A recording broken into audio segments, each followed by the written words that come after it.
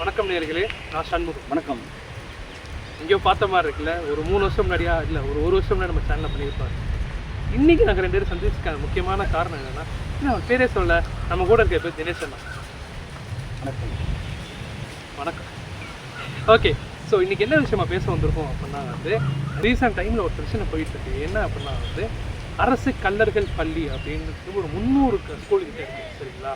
அந்த ஸ்கூல்லேருந்து கல்லருங்கிற வேர்டை மட்டும் ரிமூவ் பண்ணிட்டு அரசு பள்ளினே இருக்கட்டும் அப்படிங்கிற ஒரு பரிந்துரை வந்துருக்கு. இந்த பரிந்துரை எப்படி நான் சடனாக எப்படா வரும் அப்படின்னு ஒரு பாயிண்ட் இருக்குது. சரிங்களா? இதோட ஆரம்ப புள்ளி என்ன, எங்கேருந்து இந்த விஷயம் ஆரம்பிக்குது, எதன் மூலமாக இந்த மாதிரி பரிந்துரைங்கிறது வருது?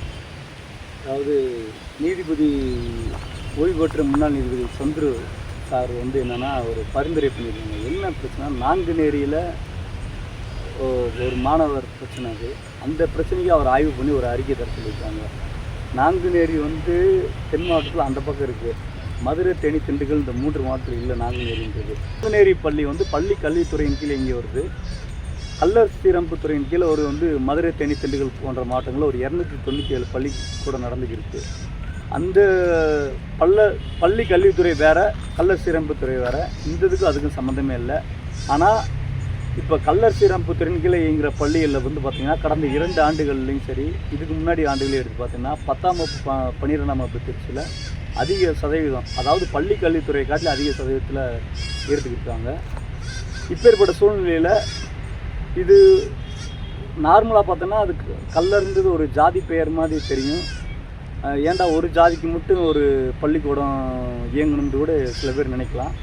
ஆனால் இந்த கல்லர் பள்ளி உருவான வரலாறு, அதனுடைய நோக்கங்கள் என்னன்னு தெரிஞ்சுன்னா யாரும் இதை பற்றி கேள்வி கேட்க மாட்டாங்க. இந்த கல்லர் பள்ளி உருவாக என்ன காரணம்னா, 1911ஆம் ஆண்டு சென்னை மாகாணத்தில் குற்ற பழங்குடி சட்டம்ன்ற ஒரு சட்டம் அமல்படுத்தப்படுகிறது. அதாவது மெட்ராஸ் பிரசிடென்சியில் 1911ஆம் ஆண்டு ஆரம்பமாகுது. ஆனால் இந்திய அளவில் பார்த்திங்கன்னா 1871ஆம் ஆண்டு இந்த குற்ற பழங்குடி சட்டம்ன்ற சட்டம் அமல்படுத்தப்பட்டுச்சு. 1911ஆம் ஆண்டிலிருந்து 1920ஆம் ஆண்டு வரைக்கும் அன்றைய ஆங்கில அரசு பல்வேறு முயற்சிகளை தொடர்ச்சியாக எடுத்துக்கிட்டே வருது. இந்த சட்டங்களை அமல்படுத்தணும்னு சொல்லி தமிழ்நாட்டில் ஒரு 89 சமுதாயத்தின் மேலே இதை அமல்படுத்தினாங்க. அதில் ஒரு குறிப்பிட்ட சில சமுதாயங்களில் அன்னைக்கு கல்வியாளர்கள், பெரிய நில சுவந்தார்கள், நீதி கட்சி, காங்கிரஸ் கட்சியில் ஆதிக்கம் செலுத்திய நபர்கள் சொன்னதுனால அவங்களாம் சில சமூகத்தை அந்த பட்டியலிருந்து எடுத்துட்டாங்க. அப்போ எடுக்கும்போது மதுரை சூப்பரண்ட் அன்னைக்கு இருந்த லவ்லக் என்ற ஒரு போலீஸ் சூப்பரண்ட் என்னென்னா அவர் ஒரு அறிக்கையை தயார் பண்ணுறாரு. அந்த அறிக்கையில் என்ன சொல்கிறாருன்னா, அவர் ஸ்காட்லாண்டை சேர்ந்தவர். என்னுடைய ஸ்காட்லாந்து மாகாணத்தில் எப்படி இருக்காங்களோ அதே போன்ற ஒரு சிலர் இந்த மதுரை மாவட்டத்தில் ஒரு சோசியலிச சிந்தனையோடு இருக்காங்கன்னு சொல்லி அவர் அந்த அறிக்கையில் சொல்கிறாரு. அதேமாரி பார்த்திங்கன்னா முள்ளாளி பாதிரின்னு சொல்லி ஒருத்தர் ராமநாதபுரம், பரமக்குடி அங்கே இருந்து பயணம் செஞ்சு மதுரையில் திருமலை நாயக்கர் மகால் அங்கே தங்கிட்டு அதிலிருந்து மேற்கு பக்கமாக கீழக்குயில்குடி, ஆண்டிவட்டி, கனவா இந்த பகுதியில் பயணம் செய்கிறாரு. அந்த பயணம் செஞ்சவர் என்னென்னா அவரோட டைரி குறிப்பில் சில வரலாறுகள் எழுதுகிறாரு. அதில் என்ன எழுதுகிறாருன்னா, முக்கியமாக கடவுளால் மறக்கப்பட்ட பகுதி, மனிதர்களால் புறக்கணிக்கப்பட்ட பகுதி, இதில் இந்த பிரமலை கல்லர்கள் வாழ்கிறாங்கன்னு சொல்லி அவர் எழுதுகிறாரு. அதை பின்பற்றி தான் எக்கர் தர்ஷன் சொல்கிற ஒரு அறிஞர் இதை ப்ரிலிமினரி எவிடன்ஸாக வச்சு சவுத் இந்தியன் கேஸ்ட் இன் தமிழ்நாடுன்னு சொல்லி ஒரு புத்தகம் எழுதியிருக்காரு. அதே போல் ஃப்ரான்ஸில் லூயிஸ் டூமன் அவரும் மானுடவியாளர், அவரும் இதை பற்றி ஆய்வு பண்ணி எழுதியிருக்காங்க. இப்படிப்பட்ட இதில் என்னென்னா 1920ஆம் ஆண்டு பெருங்காம்பலூர்ன்ற ஒரு இடத்துல ஒரு 17 பேர் துப்பாக்கி சூட்டில் ஆங்கிலேயர் ஆட்சி காலத்தில் இறந்துடுறாங்க.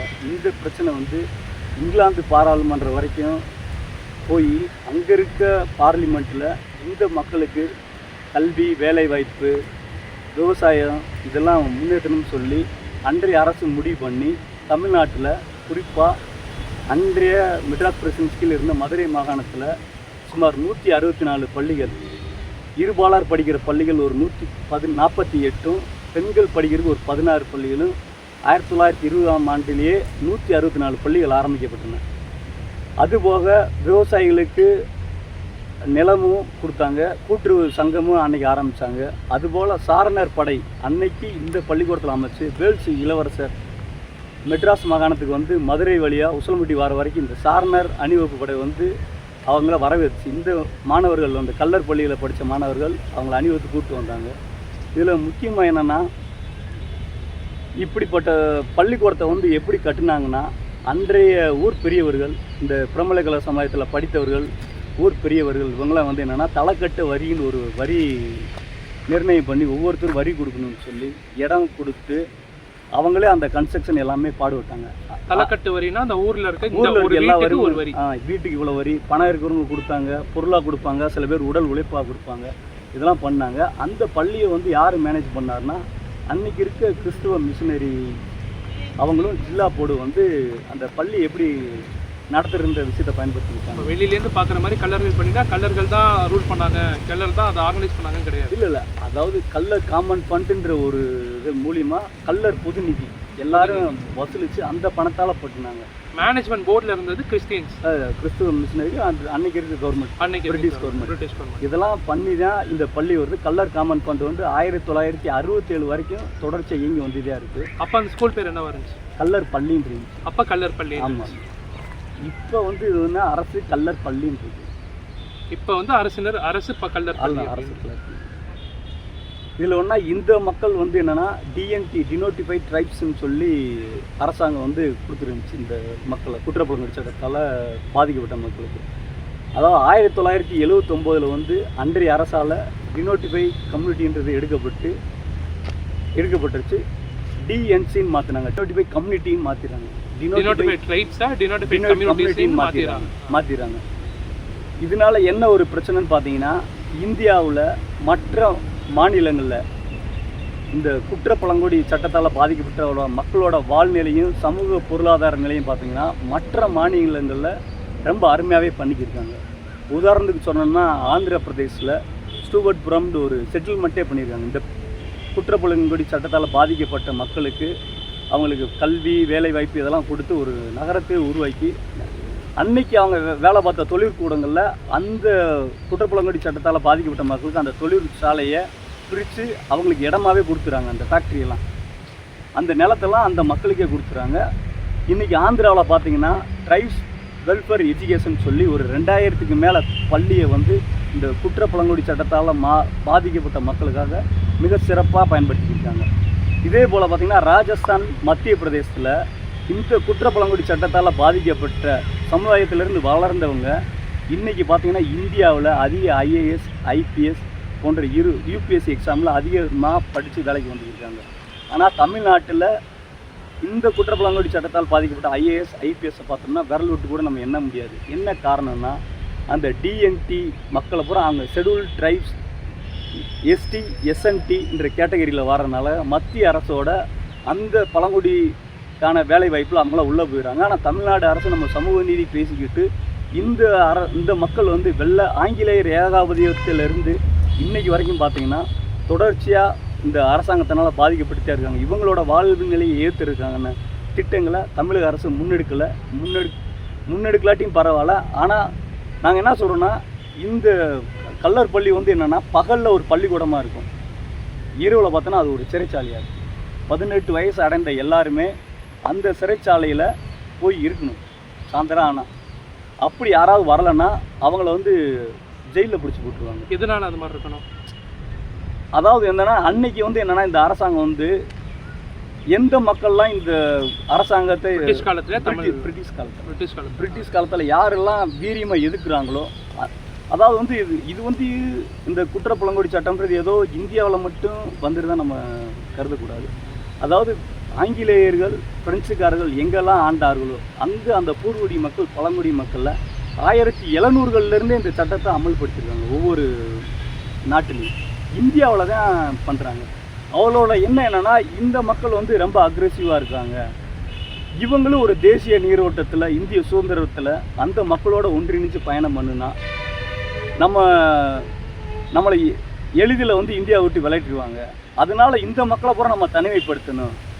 இது வந்து என்ன சொல்கிறேன்னா, ஒவ்வொரு மக்களையும் பிளவுபடுத்துறது தான். ஆங்கிலோட பிளவுபடுத்திய எண்ணத்தில் இவங்க பண்ணுறாங்க.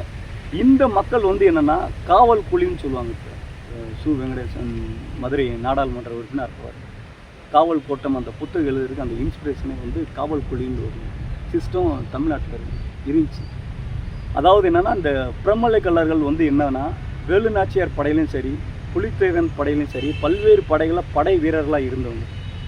திப்பு சுல்தான், வேலு நாச்சியார், கோபால் நாயக்கர் இவங்கெல்லாம் சேர்ந்து சிவகங்கை மீட்டும் போது இவங்களோட பங்கு முக்கியமான பங்கு. இப்போ நீங்கள் பார்த்தீங்கன்னா ஒரு சிஸ்டம் இருக்குது. கவர்மெண்ட் ஒரு மன்னர் கால சிஸ்டம் ஒன்று நடந்துக்கிருக்கு.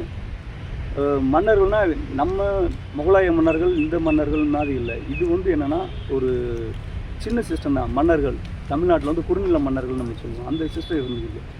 அந்த சிஸ்டம் வந்து சில பேர் அவருக்கு ஆதரவாக இருக்காங்க. அவங்கள வச்சு வரி வாங்கி கொடுத்துருக்காங்க. அதுலேயும் என்ன பண்ணுறாங்கன்னா, அண்ணன் தம்பி பிரச்சனை, இப்படி ஒவ்வொரு பிரச்சனையும் ஏற்படுத்தி ஒவ்வொரு மன்னர்களையும் அவங்க விலைக்கு வாங்கியிருக்கும் போது, அப்படி ஒரு கட்டத்தில் இந்தியாவை கட்டுப்படுத்தும் போது கொண்டு வந்த சிஸ்டம் தான் ஜமீன்தார் சிஸ்டம். அப்போ வந்து அந்த ஜமீன்தார் சிஸ்டம் வந்து பண்ணும்போது என்னென்னா, அந்த மன்னர்களுக்கான கட்டுப்பாடுகள் வந்து அதிகமாக இருக்குது. நீ இவ்வளோ வேலைக்காரனே வச்சுக்கணும், இவ்வளோ வேலையாளே வச்சுருக்கணும், இவ்வளோ படை வீரர்களே வச்சுருக்கணும், உனக்கு எதுக்கு படை வீரர்கள் சொல்லி அந்த சிஸ்டம் வந்து கொஞ்சம் கொஞ்சமாக மாறுது. அப்போ அந்த படையில் வேலை செஞ்ச வீரர்களுக்கு வந்து வேலை தெரியாது. அவர்கள் வந்து என்னென்னா காவலர்களாக மாறுறாங்க. அப்போ காவல் கூலி ஒவ்வொரு இந்த கல்லர் சமுதாயத்தினர் வந்து காவலர்களாக இருந்து இவங்க வந்து குலதெய்வ வழிபாடை ரொம்ப மிக சிறப்பாக பண்ணுவாங்க. இது அன்னைக்கு கல்லர் சமூக சீர்திருத்த அரசாங்கத்தில் நியமிக்கப்பட்ட ராஜா ஐயர் அவரே சொல்லும்போது என்ன சொல்கிறாங்கன்னா, குலதெய்வ வழிபாடில் இவ்வளோ அருமையாக இருக்காங்க, ஆமாம் சத்தியம் தவறாமல் இருக்காங்க, இவர்கள் கல்வியிலும் வேலை வாய்ப்பிலும் பொருளாதாரத்திலும் முன்னேறணும்னு சொல்லி அன்றைய ஆங்கிலேய அரசாங்கம் வந்து ரொம்ப முயற்சி பண்ணாங்க. ஒரு பிராயச்சித்தமாக பெருங்காமநல்லூரில் இவ்வளோ பேர் அப்பா விவசாயிகள் இறந்துட்டாங்க. அதுக்கு ஒரு பிராயச்சித்தங்கள் பிரிட்டிஷ் கவர்மெண்ட்டை பொறுத்த வரைக்கும் வந்து என்னென்னா, அவங்க என்ன தான் பண்ணாலும் சட்டத்தின்படி ஆட்சி நடக்கணும்னு தான் அவங்க தப்பு பண்ணுவாங்க. அதே சமயத்தில் அந்த சட்டப்படி நடக்கணும்னு சொல்லி அவங்க கொஞ்சம் தெளிவாக தான் இருந்தாங்க. அப்படி பண்ணும்போது ஆரம்பிக்கப்பட்டதான் இது. நாங்கள் என்ன சொல்கிறோன்னா, இதை தமிழ்நாடு அரசு முக்கியமாக கோரிக்கை வைக்கிறோம் என்னென்னா, எங்கள் முன்னோர்கள் வந்து வாழ்ந்த அது வந்து என்னென்னா, உங்களுக்கு வந்து அது ஒரு பள்ளியாக தெரியலாம். இன்றைக்கி ஒரு 300 பள்ளிகள்ன்ற போது அதுக்கு எவ்வளோ நிலம் இருக்கும், அதோட பில்டிங், இதோட அசட் எவ்வளோ இருக்குன்னு பாருங்கள். இன்றைக்கி அதை நீங்கள் ஒரு பொருளாதார ரீதியாகவே நீங்கள் பார்க்குறீங்க. நாங்கள் அப்படி நினைக்கல. நாங்கள் வந்து என்ன நினைக்கிறோம்னா, அது ஒரு சிறைச்சாலை, எங்களோட உணர்வுகள், எங்கள் முன்னோர்கள் வாழ்ந்தது, அது ஒரு சுதந்திர தியாகத்தோட நினைவு சின்னமாக நாங்கள் பார்த்துக்கிறோம். அந்த பரிந்துரை மதிப்புக்குரிய நீதியரசர் சந்திர அவர்கள் வழங்கிய பரிந்துரையில் என்னென்னமான சரத்துக்கள்லாம் இருக்குது? இப்போ அவரை பார்த்தீங்கன்னா சம்மந்தமே இல்லாமல் நிறைய அறிவுரை சொல்கிறார். பெரும்பான்மையான சமூகத்தினர் வந்து அந்த பள்ளிக்கூடத்தில் தலைமை ஆசிரியராக இருக்கக்கூடாது, ஏஓ இருக்கக்கூடாது, டிஓவாக இருக்காது, சிஓ இருக்கக்கூடாதுன்னெலாம் சொல்கிறாரு அவர். இது ஏற்றுக்கிறோம். இப்போ ஜாதியே இருக்கக்கூடாதுன்னா புரியல. அதாவது ஒரு குறிப்பிட்ட பகுதியில் சில மக்கள் பெரும்பான்மையாக வாழலாம். சரி. அந்த சமுதாயத்தினர் அந்த பள்ளிக்கூடத்தில் தலைமை ஆசிரியராக இருக்கக்கூடாது. ஓ ஓகே. இப்போ ஏ கம்யூனிட்டி பீப்புள் வந்து அதிகமாக வாழ்றாங்க. ஆமாம், ஏதாவது ஒரு பேர் சொன்னால் அது ஒரு தப்பாக ஏ கம்யூனிட்டி. இப்போ ஏ கம்யூனிட்டி வச்சுங்க, அதுதான் எல்லாரும் யூஸ் பண்ணுவாங்க. இப்போ ஏ கம்யூனிட்டி பீப்புள் வந்து மதுரையில் அதிகமாக வாழ்றாங்க அப்படின்னா இங்கே இருக்க அரசு பள்ளியில் வந்து அந்த ஏ கம்யூனிட்டி பீப்புள் ஹெச்எம்மாக இருக்கக்கூடாது, டிஓவாக இருக்கக்கூடாது, டிஸ்ட்ரிக்ட் எஜுகேஷனல் ஆஃபீஸராக இருக்கக்கூடாது, சிஓவாக இருக்கக்கூடாது, அந்த மாதிரி. ஸோ இப்படி வரனால வந்து குற்றங்கள் மறைக்கப்படாது அப்படிங்கிற மாதிரி நம்புறாரா? இல்லை, அவர் அதாவதுங்க நம்ம பள்ளியில் வந்து அதையே வேணாம் அப்படின்னு சொல்கிறோம். இல்லைண்ணா, இப்போ நான் என்ன கேட்க வரேன்னா, இப்போ ஒரு ஏ கம்யூனிட்டி இருக்கு. ஆமாம், அவர் என்ன இப்போ ஏ கம்யூனிட்டி ஜாஸ்தியாக இருக்குது. இப்போ அவங்க வந்து ஹெட்டாக இருக்காங்க, டிஓ இருக்காங்க, ஏதோ ஒரு ஹையஸ்ட் போஸ்டர் இருக்காங்கன்னு வச்சுக்கோங்களேன். பி கம்யூனிட்டி பீப்புளுக்கு ஒரு சின்ன பிரச்சனை இருக்கு. இது சம்பந்தமாக அவன் ஏதாவது பிரச்சனையை கொண்டு போகும்போது ஏ கம்யூனிட்டி பீப்புள் மறைக்க வாய்ப்பு இருக்குல்ல? இல்லை, இப்போ அதாவது இந்த கேஸில் எடுத்துக்கங்க. அவர் கல்லர் ஸ்ரீரம்பத்தூரில் 297 பள்ளிக்கூடம் இருக்குது. அந்த தலைமை ஆசிரியர்கிட்ட ஒரு அறிக்கை வாங்குறாங்க. அதாவது கடந்த 10 ஆண்டுகளில் சமுதாய ரீதியாக எந்த பிரச்சனையும் நடந்திருக்கா, எஃப்ஐஆர் ஏதாவது போட்டுருக்காங்களான்னு ஒன்றுமே இது வரைக்கும் நடக்குது. அந்த மாதிரி மூடி மறைச்சது கிடையாது, இல்லைன்னு இருக்கு. சரி, வேற என்னென்ன சரத்துகள் இருக்கு? எங்களோட கோரிக்கைகள் என்னன்னா, கல்லர் ஸ்ரீரம்பத்தூர் எப்பயும் போல தனியாகவே இயங்கணும். கல்லர் பள்ளி அரசு கல்லர் பள்ளி என்ற பேரை மாற்றக்கூடாது. இல்லை எனக்கு இதில் என்ன ஒரு சந்தேகம் வருதுன்னா நீதியரசர் சந்திர அவர்கள் வந்து இந்த கம்யூனிட்டி கல்லருங்கிற ஒரு கம்யூனிட்டி மட்டும் சொல்லி இது மட்டும் எங்க கூடாதுன்னு சொல்றாரா, இல்லை அரசு ஏ கம்யூனிட்டின்னு இருக்க ஸ்கூலு, அரசு பி கம்யூனிட்டி இருக்க ஸ்கூலு, அந்த மாதிரி எந்த ஜாதி இருக்க ஸ்கூல்லையுமே எல்லா ஜாதியும் எடுத்துட்டு வெறுமன் அரசு பள்ளி வைக்கணும்னு சொல்றாரா? இல்லை, அவர் வந்து என்னன்னா இதில் மெயினாக சொல்லுவது ஆதி திராவிடர் நலத்துறையின் கீழேங்கிற பள்ளிகள், கல்லர் சீரமைப்புத்துறையின் கீழேங்கிற பள்ளிகள், அதே மாதிரி துறவர் ரெக்கமெண்டேஷன் சொல்லி அவங்களுக்கு சேர்ந்து ஒரு பள்ளிக்கூடம் இருக்கு, அதையும் மாற்றுறாரு. வனத்துறை, இந்து சமய அறநிலைத்துறை, இந்த மாதிரி உள்ள பள்ளிக்கூடத்தெல்லாம் இந்த சிஸ்டத்தெல்லாம் கலைச்சிட்டு ஒரே துறையாக பள்ளி கல்வித்துறையின் கீழ் இயங்கணும்னு சொல்கிறாரு. அது போக இந்த ஜாதி பேரெலாம் எடுக்கணுன்றாரு, எல்லாத்தையும் சேர்த்து சொல்கிறாரு. இதை மட்டும் ஸோ அப்படிங்கிறப்போ மற்ற அரசு உதவி பெரும் பள்ளியிலையோ பல்கலைக்கழகங்களோ அந்த பேரெலாம் நீக்கணும் சம்மந்தமாக அது சொல்லலை இந்த அறிக்கை. ஆனால் ஒரு சில கேட்டகரி சொல்லியிருக்காரு, ஆனால் சொல்லப்படாத கேட்டகரி இருக்குங்கிறீங்க. இருக்கு, அது இருக்கட்டுங்க, அது நான் வேணான்லாம் நான் சொல்ல. நான் ஒரு பிரச்சனையை நீங்கள் ஒரு கமிட்டி அமைக்கிறீங்க, ஒரு குழு அமைக்கிறது வந்து எதுனா ஒரு 4-5 பேர் இருந்து அவங்களோட அறிக்கையை சமர்ப்பிக்கணும். அந்த பகுதியோட மக்கள் பிரதிநிதிகளை கேட்கலாம், அந்த பகுதியோட கலெக்டர் கேட்கலாம், எம்எல்ஏ எம்பி மேலே பதவியில் இருக்கலாம், அந்த சமுதாய தலைவர்கள்கிட்ட ஒரு கேட்கலாம், அந்த பள்ளிக்கூட தலைமை ஆசிரியர்கள்கிட்ட ஒரு அறிக்கை கேட்கலாம். எல்லாத்தையும் கேட்டு தானே இதுன்னு பண்ணியிருப்பாங்க. இல்லை, கேட்கலையே. அவர் ஒரே ஒரு நபர் அவராக பண்ணிவிட்டு போகிறார், ஒரே ஒரு கொடுக்குற வர வழிவிடுங்கன்ற மாதிரி. இல்லை, நம்ம தனிநபர் ஆணையம் அமைச்சாலும் அந்த ஆணையங்கிறது வந்து எல்லாருமே ஆஜராகிறது தானே. இப்போ ஓபிஎஸ் அவர்களுக்கு ஒரு ஆணையம் அமைச்சாங்கன்னா எல்லாருமே ஆஜராகப்பட ஆணையம் அமைச்சது வேற, ஒரு தனிநபர் குழு தான் அந்த அறிக்கையை கொடுத்துருக்கு. அவர் எல்லாத்தையும் கருத்துலாம் கேட்கலாம். மதுரைக்கு ஒரே ஒரு நாள் கல்லர் அமைப்புத்துறை அலுவலகத்துக்கு ஒரே ஒரு நாள் மட்டும்தான் வந்து கொடுத்தார். மற்ற பள்ளிக்கூடத்தில் அவர் ஆய்வும் பண்ணலை, யாருக்கும் கருத்துன்னு கேட்கல.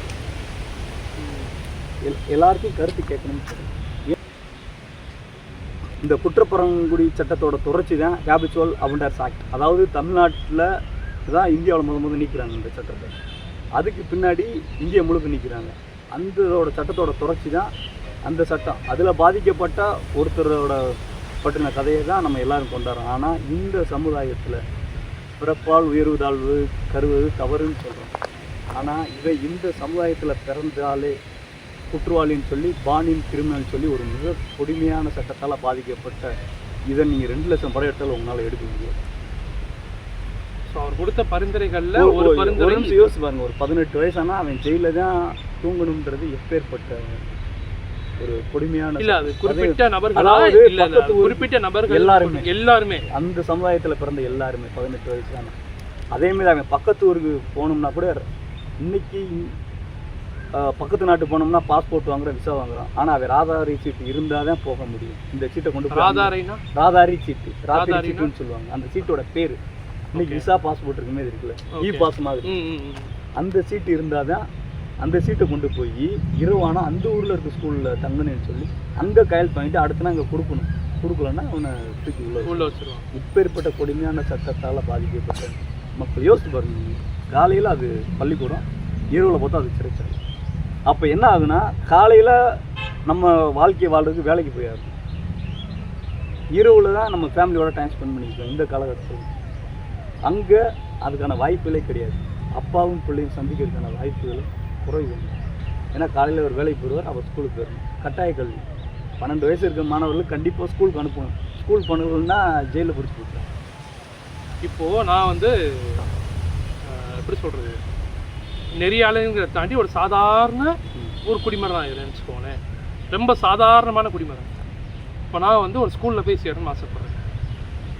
அது தனியார் பள்ளினா அவன் வந்து இபி பில்லு அதில் கன்செஷன் எடுத்துக்கிறான், அது வேறு. ஆனால் இது வந்து அரசு பள்ளி, எல்லா மக்களும் கட்டுற வரி பணத்தில் ஒரு அரசு பள்ளி இயங்குது, சரிங்களா? இப்போ நான் ஒரு அரசு பள்ளின்னு போகும்போது அந்த அரசு பள்ளியில் என்னோட பி கேட்டகரி இல்லாமல் ஒரு ஏ கேட்டகரி அப்படிங்கிற போட்ட ஒரு பேர் இருக்குது. அதாவது இது வந்து அரசு ஏ கம்யூனிட்டி பள்ளி அப்படின்னு இருக்குது. அப்படிங்கிறப்ப நான் கட்டுற காசில் இது இயங்குது. அப்போ என் கம்யூனிட்டி பேர் இல்லாமல் இது வேறு கம்யூனிட்டி பேரில் இருக்கே அப்படிங்கிற ஒரு பாயிண்ட் இருக்குல்ல. இல்லை, நீங்கள் கேட்குறது அதுக்கு பேசாமல் இது வேறு அரசு பண்ணிட்டு எல்லாருக்கும் ஒரு மாதிரி இதுவாக பேருன்னு இருக்குல்ல. இல்லை, அது ஒரு நியாயமான கேள்வி தான். ஆனால் வரலாறு இருக்குங்கிறத நம்ம இல்லை வரலாறு இருக்குங்கிறத நான் மதிக்கிறேன். ஆனால் நாங்கள் கட்டுற பணத்தில் தானே இப்போ இயங்குது. பொதுமக்கள் எல்லா மக்கள் எல்லா சட்டங்களும் இயங்குறப்போ அப்போ அது வெறும அரசு பள்ளி இருந்து இல்லை போகுது. இல்லை, அதாவது நீங்கள் சொல்கிறது கரெக்டு. ஆனால் நீங்கள் எப்படி பார்க்கணும்னா 1920லேருந்து 1966 வரைக்கும் இந்த பள்ளியோட கட்டடம் யாரோடது, யார் கட்டுனது, யார் நடத்தினது, யார் வரி கொடுத்து சம்பளம் போட்டார், இந்த பள்ளி எப்படி நடத்தினாருன்ற ஒரு விஷயத்தை பார்க்கணும். அதே போல் இன்னொரு விஷயம் நீங்கள் பார்த்தீங்கன்னா இங்கே வரலாற்று பிள்ளை நாங்கள் என்ன நடந்துச்சுன்னு சொல்கிறோம்னா, அன்று இது அரசு உதவி பெறும் பள்ளியாக இருந்திருக்கு. அது வந்து மாறி போச்சு காலத்தோட சூழ்நிலை. ஆமாம் ஆமாம். இன்னைக்கு நீங்கள் பார்த்தீங்கன்னாலும் தமிழ்நாட்டில் எவ்வளவோ ஜாதி பேரில் இருங்க பள்ளிகள், பல்கலைக்கழகங்கள், கல்லூரிகளுக்கு அரசாங்கம் சம்பளம் கொடுத்துருக்கு. அங்கெல்லாம் நீங்கள் போய் இதே கேள்வி கேட்க முடியுமா? ஓகே, இப்போ சரத்துகள் இப்போ மற்ற மதங்களோட பள்ளிக்கூடமும் இருக்கு. கவர்மெண்ட் அது கரெக்ட்னா இப்போ சந்திர அவர்கள் கொடுத்த அறிக்கையில் அரசு பள்ளி இப்போ மற்ற மதத்து பள்ளி இப்போ அதாவது இப்போ ஒரு டி கேட்டகரி ஒரு ஸ்கூல் இருக்கு, அந்த ஸ்கூல் பேர் வரல, அதாவது இவரோட பரிந்துரையில அந்த டி கேட்டகரி ஸ்கூலுங்கிறத மாற்றி நீங்கள் அதையும் அரசு பள்ளின்னு வைங்க அப்படிங்கிறது வராமல் ஒரு ஸ்கூல் இருக்கு. ஆனால் அதுவும் கவர்மெண்ட் ஸ்கூல்னு நீங்கள் சொல்கிறீங்க. இல்லை, கவர்மெண்ட் எய்டட். அது கவர்மெண்ட் எய்டட். இங்கே கொடுக்குற அதே வரி பணத்தில் அந்த பள்ளிக்கூடம் இங்கே இருக்குன்னு அது கரெக்ட்னா அது கவர்மெண்ட் எய்டட், முழுக்க கவர்மெண்டே கொடுக்கல. இல்ல கவர்மெண்ட் எய்டட்ன்றது யாரு? சேலரி கவர்மெண்ட் தானே கொடுக்குறாங்க. அந்த ஆபீஸ்க்கு மட்டும் தானே அவங்க பண்றாங்க. மேனேஜ்மெண்ட் வந்து வேற நிர்வாகம். அது கரெக்ட். அதான் ஒரு அமௌண்ட் அவங்க பண்றாங்கல்ல. நீங்க ரூபா கொடுத்தாலும் பணம் தானே, நீங்க தானே பணம் கொடுக்குறீங்க. நீங்க அதையே நீங்க அப்படி நினைக்க மாட்டீங்க, திங்க் பண்ண மாட்டீங்க. அப்போ எங்க பள்ளிக்கூடத்தை எங்க டீம் நீங்க கொடுத்துருங்க, நாங்களும் அதே மாதிரி பழைய மாதிரி நடத்தி வைப்போம். இது கவர்மெண்ட் எய்டட் ஸ்கூலா இருந்துச்சு அந்த மாதிரி. சரி, ஓகே. இப்போ இந்த கல்லர் பள்ளிங்கன்னே வந்துட்டாலும் அங்க இருக்க ஆசிரியர்கள்லாம் எப்படி ஒரே கம்யூனிட்டி சேர்ந்தாங்களா இல்லை பல்வேறு மாதம்? அதாவது வந்து முதல் எப்படி இருந்துச்சுன்னா, எங்களுக்கு அந்த பிரம்மலை கலருக்கு வந்து ப்ரிஃபரன்ஸ் அதிகமாக கொடுத்தாங்க ஒரு காலகட்டம். எந்த வருஷம் வரைக்கும்? ஒரு 2001 வரைக்கும் இருந்துச்சு. அதாவது என்னன்னா பிரைமரியில் இருக்கு முதுகுநிலை பட்டதாரிகள் இவங்களாம் வந்து இன்னைக்கு பெரியவங்களுக்கு எக்ஸாம் எழுத வராங்க. அதுலேருந்து யார் வேணாலும் வந்துருக்கலாம்.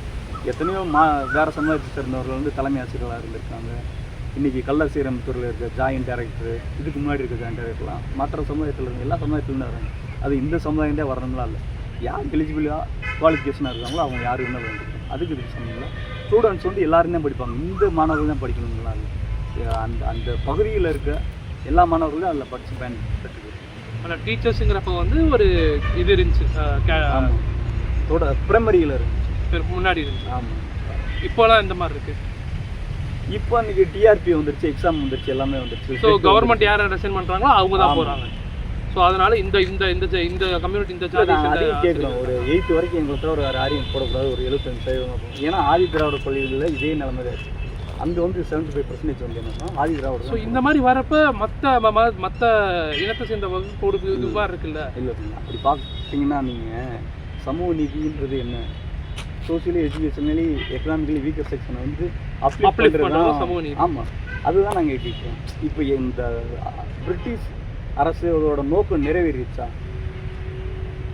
அது கரெக்ட்னா இப்போ அப்படி பார்த்தா ரிசர்வேஷன் நீங்கள் தப்புன்னு சொல்லாமல், இப்போ இவருக்கு இவ்வளோ மார்க் எடுத்து ரிசர்வேஷன் தானே சமூக நீதியே. ஆமாம், அதே மாதிரி தானே இங்கே நடந்துருக்கு. ப்ரிஃபரன்ஸ் தானே கொடுக்குறோம். 75% எங்களுக்கு தான் வேணும் அப்படிங்கிறது அது எப்படி ப்ரிஃபரன்ஸ் ஆகும்? இல்லை, ரொம்ப சஃபர் ஆகிருக்கு, நாங்கள் பாதிக்கப்பட்டிருக்கோம். அதாவது நீ வந்து ஏற்கனவே நல்லா ஓடிட்டு படிச்சுட்டேன். இல்லைண்ணா, நான் என்ன சொல்கிறேன்னா, இப்போ தமிழ்நாட்டில் இத்தனை அரசியல் பள்ளிகள் இருக்கு. ஆமாம், எந்த பள்ளியிலையுமே இந்த ஏகமடி சந்தம் ஒர்க் பண்ணல, அதனால எங்கள் பள்ளியிலையாச்சும் நாங்கள் 75% வச்சுக்கிட்டோம் அப்படின்னு சொன்னால் ஒரு நியாயம் இருக்குது. ஆமாம், நாங்கள் வந்து எல்லாத்துலேயும் ஒர்க் பண்ணுவாங்க, எல்லாத்துலேயும் நார்மல் அலோவன்ஸ் வேணும், நார்மல் ரிசர்வேஷன் வேணும். எங்கள் பள்ளின்னு வரப்போ எங்களுக்கு அடிஷ்னலாக 75% வேணுங்கிறது ஒரு முரணாக இருக்குது. நாங்கள் வந்து இந்த பிரம்மலை கல்லூரியை வந்து ரொம்ப மைனாரிட்டியான கம்யூனிட்டி. மதுரை, தேனி, திண்டுக்கல் ரொம்ப சிறிய அளவில் தான் இருக்காங்க, பெரிய அளவில் இல்லை. மற்ற மாவட்டங்கள்லாம் ஒரு சிலர் தான் இருப்பாங்க. நாங்கள் வந்து ரொம்ப ஏழ்மையான கம்யூனிட்டி. ஏதோ எங்களுக்கு பிரதிநிதித்துவமே கிடையாது அமைச்சரவையிலையும். அது சரிண்ணா, ஆனால் இப்போ இங்கே தான் இருக்காங்கன்னு சொல்ல முடியாதுல்ல. இங்கேருந்து வேலை பார்க்க போயிருக்கலாம், நிறைய அரசு துறைகளில் வேலை பார்க்கலாம். அதாவது டிஆர்பி டெட்டு அது எழுதி சில பேர் போயிருக்கலாம், சில பேர் போகாமல் இருக்கலாம். நாங்கள் என்ன சொல்கிறோம், இங்கே இருக்குது, நாங்கள் கொடுத்த ஃபண்டு, நாங்கள் கொடுத்த இடம், நாங்கள் வேலை பார்த்து கட்டின பள்ளியில் எங்களுக்கு இடஒதுக்கீடு கொடுத்தது என்ன தப்பு இருக்குன்னு. அதாவது நீ கொடுக்கல, இன்னைக்கு இருக்குது கவர்மெண்ட் கேட்கல. அதாவது எனக்கு என்னென்னா ஒரு வருத்தம் என்னென்னா, பிரிட்டிஷ் கவர்மெண்ட்டு கூட எங்கள் மேலே ஒரு நல்ல அபிப்பிராயம் இருந்து நல்லா பண்ணணும்னு தோணுச்சு. பட் அவங்கள பின்பற்றி அன்னைக்கு இருந்தாங்களே ஆட்சியாளர்கள், அவர்களோட வாரிசுகளுக்கு வந்து எங்கள் மேலே அந்த கோவம் இருக்காங்க. ஆங்கிலேயரோட சாயலில் வந்துருக்காங்களே, அவங்களுக்கு வந்து இந்த மக்கள் பூர்வீகுடி மக்கள் மேலே என்ன ஒரு கோவம்ன்றது தெரியும். புரியுது. அதாவது இப்போ உங்களோட மெயினான கோரிக்கைன்னா என்ன வைப்பீங்க அரசுக்கு? அரசு வந்து கள்ளர் சீரமைப்புத்துறை தனியாகவே எப்பயும் போல் இயங்கணும், ஆதிராவிட நலத்துறை இயங்கணும், குறவர் ரெக்கமெண்டேஷன் சொல்கிறோம் அதுவும் தனியாகவே இயங்கணும், மற்ற பழங்குடியினர் இந்து சமய அறநிலையத்துறை அது தனித்தனி எப்பயும் போல் இயங்கணும்னு சொல்கிறோம். அதே மாதிரி அரசு கல்லர் பள்ளின்ற பேர் வந்து மாற்றக்கூடாதுன்றது அதே பேர்ல இருக்கணும். இப்போ இவ்வளோவையும் கொண்டு வந்ததுக்கு என்ன காரணம்னா, பள்ளியில வந்து ஜாதிகள் வந்து இருக்கக்கூடாது, ஜாதி வேற்றுமை இருக்கக்கூடாது, ஜாதி நான் என்ன சொல்றேன்னா ஒரு சர்டிஃபிகேட். அப்போ நீங்க அதுக்கு என்ன சொல்யூஷன்? இல்லை நான் என்ன சொல்றேன்னா ஒரு சர்டிஃபிகேட்லேயோ ஒரு பேர்லேயோ ஜாதி ஒழியாது, நம்மளோட எண்ணத்தில் மாறணும். இப்போ ஒரு படித்தாக என்னன்னா ஒரு பண்போடு இருக்கணும், அந்த பண்பட்ட சமுதாயம் பண்பட்ட இளைஞன் வந்துன்னா ஜாதி மத வேறுபாடு இருக்கக்கூடாது.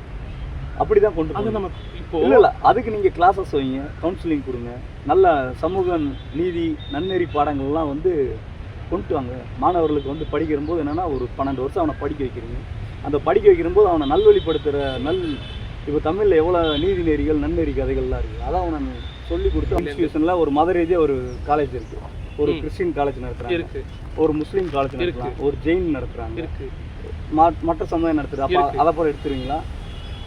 இது முதல் படி, இது ரெண்டாம் படி, இது முதல் படி. அங்கே அடிச்சுட்டு வாண்டுறேன், ஏற்கனவே எங்களை பிரிட்டிஷ்கார அடிச்சது அந்த வழி எங்களுக்கு போல, நீ அங்கே அடிச்சு ரெண்டாவதா. இப்போ கூட நீங்க அவர் கொண்ட சரத்துல எனக்கு ஒரு விஷயம் எனக்கு கான்டாக்ட் இருந்துச்சுன்னா, இருக்க எல்லா government aided school, government school, private school என்ன வேணாலும் இருக்கட்டுமே, ஜாதின்னு ஒரு அடையாள பேர் வருது, இல்லை வந்து ஜாதியோட அடையாள பேர் ஏதோ ஒரு அடையாள பேரா வருதுன்னா அதை அப்படியே நீக்கணும்னு சொல்றோம். தேர்தல் சமயத்தில் நீங்க பார்த்துருப்பீங்க, சாதி சங்கம் இந்த சங்கம் ஆதரவு அந்த சங்கம் ஆதரவுன்ட்டு.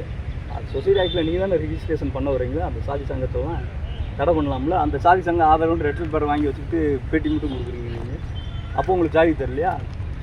இந்த தொகுதியில் எந்த ஜாதிக்காரனை போட்டு ஜெயிக்கிறான்னு நீங்கள் கால்குலேட் பண்ணுறீங்களா? அப்போ பண்ணுங்க நீங்கள். அதில் அமைச்சரவையில் நாங்கள் இந்த ஜாதிக்காரனுக்கு 8 கொடுத்துருக்கோம், இந்த ஜாதி தலைவருக்கு மணிமண்டபம் கட்டியிருக்கோம், இந்த ஜாதி தலைவருக்கு இந்த தேவர் சிலையை கட்டியிருக்கோம், இந்த கட்டியிருக்கோம், இந்த சிலையை கட்டுறோம்னு சொல்கிறீங்க.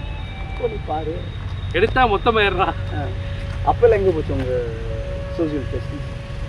ஒன்றும் இல்லைங்க, மதுரையில் இருக்கார்ல ஒரு கேண்டிடேட்டு, இவரை கொண்டு போய் கோயம்புத்தூரில் நிறுத்துங்க, கோயம்புத்தூரில் இருக்கிற கன்னியாகுமரியில் நிறுத்துங்க, கன்னியாகுமரியில் இருக்க சென்னையில் நிறுத்துங்க, விழுப்புரம் கடலூர்காரங்க கொண்டு போய் திருச்சியில் நிறுத்துங்க, கேண்டிடேட் ஊர் அப்படியே நிறுத்துங்க. ஏன்னா இந்த சமயத்தில் இந்த தெருவிலேருந்து ஒருத்தர் வந்துட்டா நம்மளுக்கு அகைன்ஸாக தான் நடத்துகிறேன், இவனை பூரா உள்ட்டா நிறுத்துங்க. இல்லாட்டி என்ன பண்ணுங்க, அதர் ஸ்டேட்டில் போய் கொடுத்துங்க. அது கூட தப்பாக தெரியும், தமிழ்நாட்டுக்காரன் பூரா ஆந்திராவில் நின்றா, ஆந்திராக்காரன் பூரா கேரளாவில் நின்றான்னு சொல்லுங்க. ஆனால் நான் சுற்றி முற்றி அதே பாயிண்ட்டுக்கு தான் வரேன். ஏன்னா இது பூரா வளர்ந்த எறும்பு மாடுங்களை பேசிட்டு போனோம், இவைகளுக்கு அடித்தாலும் திருந்த மாட்டாங்க, சூடு வச்சாலும் திருந்த மாட்டாங்க, தூக்கி உள்ளே போட்டாலும் திருந்த மாட்டாங்க. சரிங்களா? அது பச்சிலம் குழந்தைகள் போகிற இடம், அந்த இடத்துல இருந்து ஆரம்பிப்போம். ஒரு புது ஜெனரேஷன் அந்த இடத்துல, அந்த இடத்துல பூ வளரும் போதே அந்த இடத்துல நீங்கள் எப்படி இருக்கணும்னா, இப்படியெல்லாம் ஆங்கிலேயரோட ஆட்சி காலத்தில் இந்த மக்கள் கஷ்டப்பட்டு வந்தாண்டா இந்த வரலாறை தெரிஞ்சுக்கிட்டோம். வரலாறு தெரியட்டும், அந்த பேர் எதுக்கு? அந்த பேர் இருந்தால் தாங்க தெரியும். அந்த அடிமைப்பட்டு எப்படிலாம் இருந்தாங்க, ஒரு சமுதாயம் எப்படிலாம் இன்னைக்கு வந்துக்கு இருக்குன்றத விஷயம் இப்படி அந்த ஆதிக்க மனப்பான்மை யாருக்குமே இருக்காது. இப்படிலாம் கஷ்டப்பட்டுருக்காங்கன்னா அவங்க ஃபீல் பண்ணி போகிறாங்க. அது ஒரு பாடத்திட்டமாக சேர்க்கிறது ஒக்கூடியது சேர்க்கல, அதை சேர்க்க சொல்லி கோரிக்கை வைங்க, அது வேற. ஆனால் நாங்கள் ஏற்கனவே 1000 தடவை சொல்லியிருக்கீங்க, வரலாறு அழியக்கூடாதுன்னா நம்ம வந்து ஒரு பாடத்திட்டத்தில் சேர்க்கறதுங்கிறது கரெக்டு. ஆனால் நீ போகிற ஒரு ஸ்கூலுக்கு அந்த மாதிரி பேர் நீங்கள் ஒன்றும் இல்லை. நீங்கள் ஜாலியன் வாலா பாக் போயிருக்கீங்களா? ஜாலியன் வாலா பாக் டெல்லி போயிருக்கேன். அந்த இடம் எப்படி இருக்குது? எங்கள் உஸ்மான்ல வந்து பெருங்காமூரில் ஒரு நினைவு மண்டபம் பாருங்க, அது எப்படி இருக்குன்னு பாருங்க. மற்ற மாநிலங்களில் சுதந்திர போராட்ட வீரர்களுக்கு என்னென்ன பேர் வச்சுருக்காங்க, எப்படிலாம் மரியாதை பண்ணுறாங்கன்னு பாருங்கள். சேம் நம்ம தமிழ்நாட்டில் எப்படி இருக்குன்னு பாருங்கள். ஒரு விமான நிலையம், ஒரு பேருந்து நிலையத்தை பார்த்தீங்கன்னா மற்ற மாநிலங்களில் அந்த மண்ணிலிருந்து பாடுபட்டவங்க பேரோட தியாகிகள் பேரை வைக்கிறாங்க. நம்ம ஸ்டேட்டில் வந்து நீங்கள் பஸ் ஸ்டாண்டு பேர் தெருக்கெல்லாம் ஊருக்கு யார் பேர் வைக்கிறாங்கன்னு உங்களுக்கு எங்கள் வேறுபாடு உன் எண்ணத்தில் இருக்கிற வேறுபாடு நான் ஒன்றும் பண்ண முடியாது. உன் மனசு அழுக்கு எல்லாமே நீ அழுக்காக இருந்துக்கிட்டு நான் வெளியே ஒரு ஏதோ மண்டே வேணும் வேறு மாதிரி பேசுனா தப்பாகி பேசு அந்த மாதிரி இருக்கக்கூடாது. நீ சரியாக இருன்ற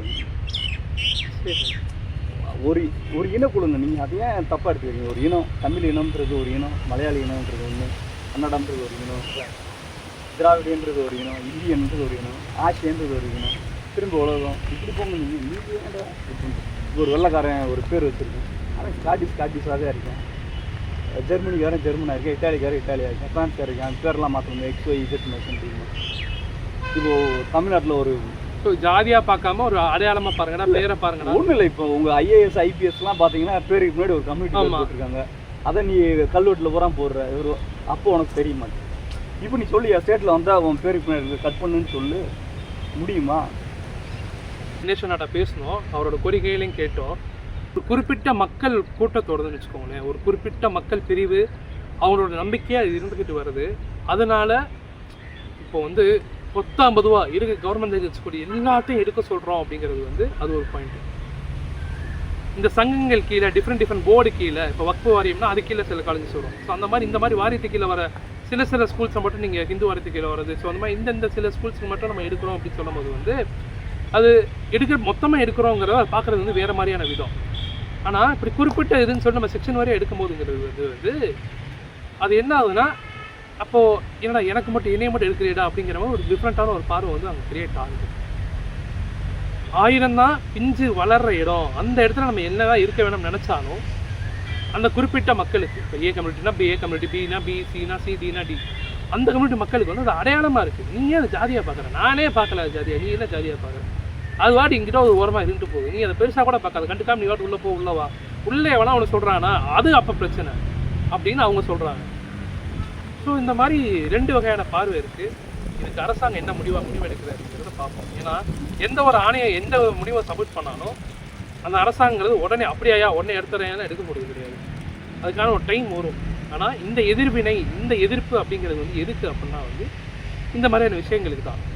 இது மட்டும் இல்லை, நிறைய விஷயங்கள் உள்ளே வருதுங்கிறப்போ வந்து எல்லாத்தையும் முடிவு பண்ணி தான் வந்து கவர்மெண்ட் ஒரு முடிவு எடுக்க போகிறாங்க. ஸோ இவங்களை பொறுத்தவரை இப்போ இவ்வளோ நேரம் என்ன பேசியிருந்தோம் அப்படின்னா வந்து நீதியரசர் சந்துரு சமர்ட் பண்ண அந்த பரிந்துரை அறிக்கை இல்லை அறிக்கைகள்னு வச்சுக்கோங்க. ஸோ அதில் இவங்களுக்கு என்னென்னா ஏற்புடையதாக இருந்துச்சு, இருக்கிற விஷயம் இதெல்லாம் பாதகமாக இருக்குது, இதில் எதெல்லாம் வந்து அவங்களோட மறுப்புக்கு உள்ளாகுது அப்படிங்கிறத பற்றி பேசணும். இதே மாதிரி இன்னும் நல்ல வீடியோவில் வந்து பார்க்குறேன். அது வரைக்கும்